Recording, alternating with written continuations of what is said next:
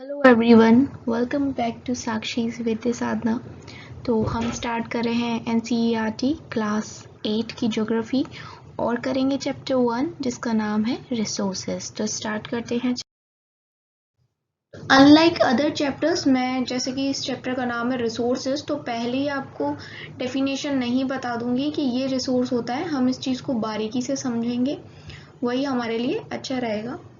तो देखिए लिखा हुआ है water, electricity, vegetable and text book have something in common. देखने में तो ये चारों चीज़ें कितनी अलग दिख रही है ना, कहाँ वाटर, कहाँ वेजिटेबल, कहाँ इलेक्ट्रिसिटी और कहाँ टेक्स्ट बुक, लेकिन फिर भी इनमें एक चीज़ कॉमन है। और वो एक चीज़ क्या है? All have been used by you. ठीक है, आप यूज़ करते हैं ना इन चारों चीज़ों का, आप भी करते हैं, मैं भी करती हूँ, और मोस्टली सभी लोग इस चीज़ का यूज़ करते हैं। अब जब सब लोग इसका यूज़ करते हैं तो इनमें क्या हो गया? They have utility. इन चीज़ों का हम यूज़ करते हैं तो इनमें हो गई यूटिलिटी। अब ये यूटिलिटी क्या है? यूटिलिटी इज अ, तो डेफिनेशन तो आपने पढ़ ली, अब समझ लेते हैं यूटिलिटी होता क्या है।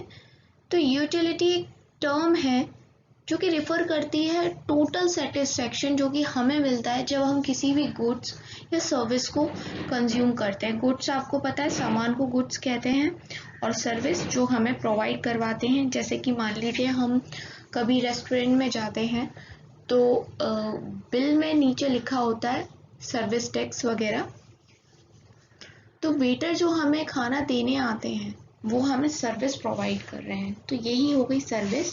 या जब हम हॉस्पिटल में जाएं तो वो भी हमें, जो नर्स वगैरह बार बार चेक करने आती हैं, तो वो एक तरह की हमें क्या प्रोवाइड कर रही है? सर्विस प्रोवाइड कर रही हैं।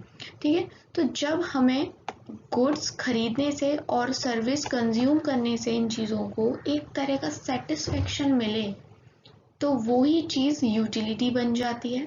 जब आप पानी पीते हैं, और देखिए जो यहाँ एग्जाम्पल लिखे उन्हीं को देख लेते हैं। जब आप पानी पीते हैं तो आपको एक तरह का सेटिस्फेक्शन मिलता है ना, आपको बहुत तेज प्यास लगी और पानी पी लें तो आप कितना सेटिस्फेक्शन मिलता है। इट मीन्स ये आपके द्वारा यूज भी हुए हैं और इनमें यूटिलिटी भी है, क्योंकि इन्होंने आपको, वाटर ने आपको सेटिस्फाई किया। वैसे ही इलेक्ट्रिसिटी, आजकल हम बिना इलेक्ट्रिसिटी के रह नहीं पाते हैं, तो ये भी हमें सेटिस्फेक्शन देती है। ठीक है, वेजिटेबल, ये भी हमें सेटिस्फेक्शन देती है। टेक्स्ट बुक, इससे भी हमें सेटिस्फेक्शन मिलता है। हमें कोई चीज़ नहीं समझ में आ रही हो, बिना टेक्स्ट बुक के तो कुछ है ही नहीं, और कहा भी जाता है books are our best friends. तो ये सारी चीज़ें हमें सेटिस्फाई करती हैं और इसलिए इनमें यूटिलिटी होती है। आगे देखते हैं, यूटिलिटी के लिए एक और वर्ड दिया गया है, यूजेबिलिटी। तो यूटिलिटी का हो या यूजेबिलिटी का हो, एक ही बात है। तो यूटिलिटी और usability is what makes an object resource. तो जिस भी चीज़ में यूटिलिटी हो, चाहे वो गुड हो या सर्विस हो, और वही चीज़ क्या बन जाती है? रिसोर्स बन जाती है, जिसमें भी यूटिलिटी हो और यूजेबिलिटी हो। और अभी मैंने बताया था यूटिलिटी क्या होती है। यूटिलिटी होती है सेटिस्फेक्शन जो कि हमें मिलता है किसी भी गुड्स या सर्विस को कंज्यूम करने के बाद। तो अब देख लेते हैं रिसोर्स की क्या डेफिनेशन लिखी हुई है। It is something that can be used for a purpose. Resource एक ऐसी चीज़ है जो कि हम किसी भी पर्पस के लिए, किसी भी कारण के लिए यूज़ कर सकते हैं, उसी को हम रिसोर्स कहते हैं। जैसे अगर आप लिखने के लिए पेन का यूज़ कर रहे हैं तो वो छोटा सा पेन भी आपके लिए एक रिसोर्स है। ठीक है,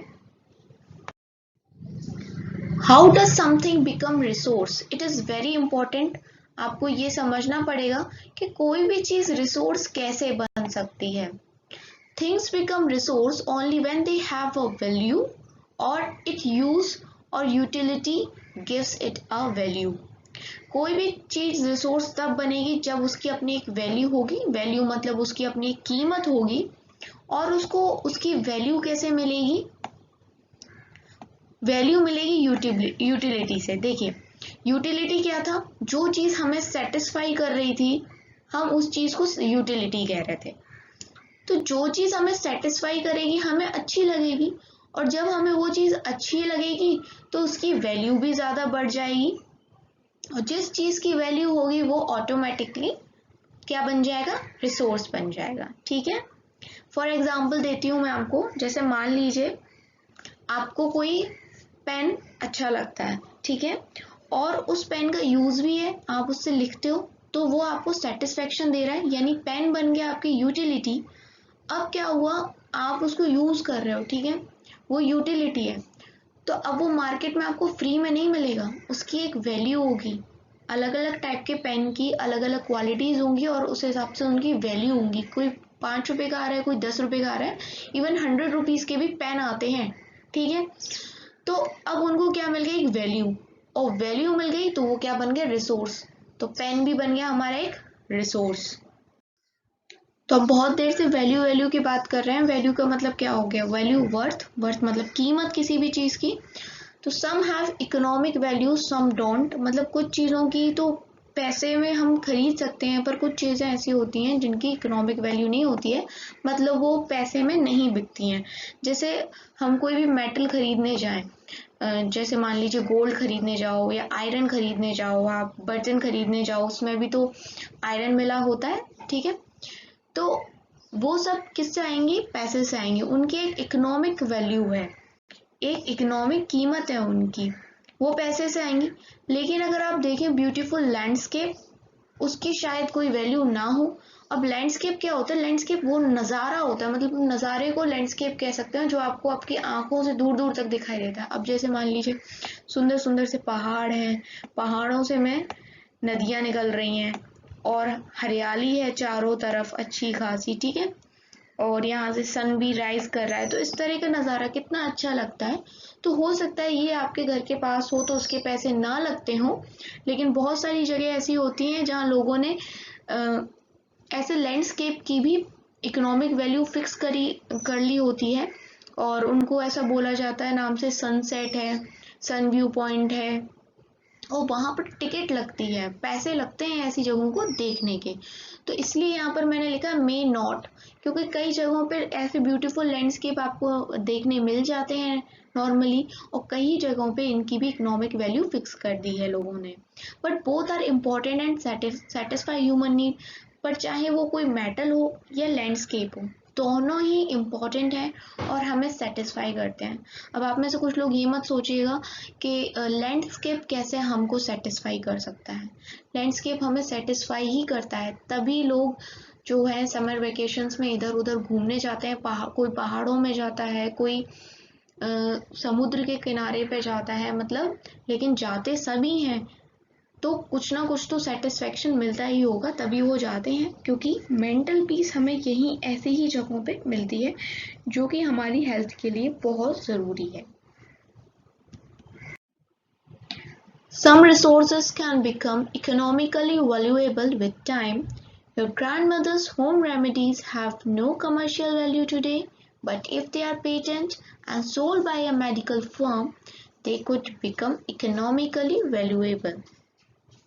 मतलब ये कि कुछ रिसोर्सेज ऐसे हैं जिनकी आज के टाइम पे कोई भी इकोनॉमिकल वैल्यू नहीं है मार्केट में, लेकिन आने वाले टाइम में वो भी पैसे में बिक सकते हैं, उनकी एक इकोनॉमिकल वैल्यू हो सकती है। फॉर एग्जाम्पल, यहाँ पर एक एग्जाम्पल दिया है कि आपकी जो दादी हैं उनके अपनी होम रेमेडी होती हैं, कि मतलब लग गई, आपके चोट लग गई है तो हल्दी लगा लो, या तबीयत ठीक नहीं है हल्दी वाला दूध पी लो। तो इस तरह के जो उनकी होम रेमेडीज हैं फ्री में मिल जाती हैं हमें उनसे, इस तरह का ज्ञान। लेकिन अगर कोई इस तरह के आइडियाज को पेटेंट करा ले और फिर मार्केट में लेके आए, तो इन चीज़ों की इकोनॉमिकल वैल्यू हो जाती है। तो यहाँ वर्ड आया है पेटेंट। पेटेंट का वर्ड मीनिंग देख लीजिए, राइट ओवर एन आइडिया और इन्वेंशन, मतलब अधिकार कर लेना एक तरीके से, कि ये हमने पेटेंट करा लिया है और कोई और फिर उस चीज को पेटेंट नहीं करा सकता। Time and technology are two important factors that can change substance into resource. देखिए, कुछ चीज़ें ऐसी हैं जो आज के टाइम में रिसोर्सेज की तरह हम यूज़ नहीं करते हैं, लेकिन अगर कुछ टाइम बाद उन्हें टाइम मिल जाए और कुछ टाइम बाद टेक्नोलॉजी आ जाए, तो जब टाइम और टेक्नोलॉजी मिल जाएगी तो ऐसी चीज़ें जो आज रिसोर्स नहीं है वो आने वाले टाइम में एज अ रिसोर्स हम यूज़ कर पाएंगे। अब देखिए क्या लिखा है, पहला point, people themselves are important resource। आगे हम पढ़ेंगे इसी चैप्टर में कि ह्यूमन रिसोर्स भी होता है, मतलब जो हम हैं पीपल, हम इंसान भी एक तरह से रिसोर्स हैं। हमारे जो आइडियाज हैं, पीपल्स के जो आइडिया हैं, नॉलेज है, इन्वेंशन है, डिस्कवरी है, मतलब हमने जो भी आविष्कार किए, खोज किए, हमारे जो भी आइडिया है, हमारे ज्ञान है, उससे क्या हुआ, उससे रिसोर्सेस ही तो बने हैं। कैसे रिसोर्सेज बने हैं? पहले इंसान अर्ली मैन हुआ करता था, धीरे धीरे उसको फायर का पता चल गया उसको, तो उसने फिर कुकिंग स्टार्ट कर दी, और कुकिंग के अलावा उस फायर का वो और भी अलग अलग तरीके से यूज करता था, लाइक आग जला देता था, तो उससे वाइल्ड एनिमल्स उसके पास नहीं आते थे, ठीक है। फिर उसने व्हील बनाना सीख लिया, तो जब उसने ये व्हील बनाना सीख लिया तो उस व्हील का यूज़ करके उसने ट्रांसपोर्टेशन स्टार्ट कर दिया, और बहुत सारे मोड्स ऑफ ट्रांसपोर्ट जो आज हमें देखने मिलते हैं ये धीरे धीरे डेवलप्ड हो गए टाइम और टेक्नोलॉजी के साथ।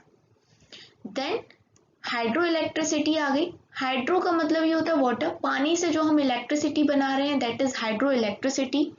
इसमें भी एक तरह का व्हील लगा रहता है, ठीक है, तो आप ये चीज़ें बाद में साइंस में पढ़ेंगे। तो देखिए कैसे टाइम और टेक्नोलॉजी की मदद से आज इतने सारे रिसोर्सेज हैं जिनको हम यूज करते हैं।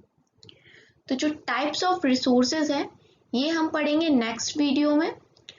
तो अभी के लिए thanks for watching and keep sharing, do like, subscribe to my YouTube channel that is Sakshi's Vidya Sadhana.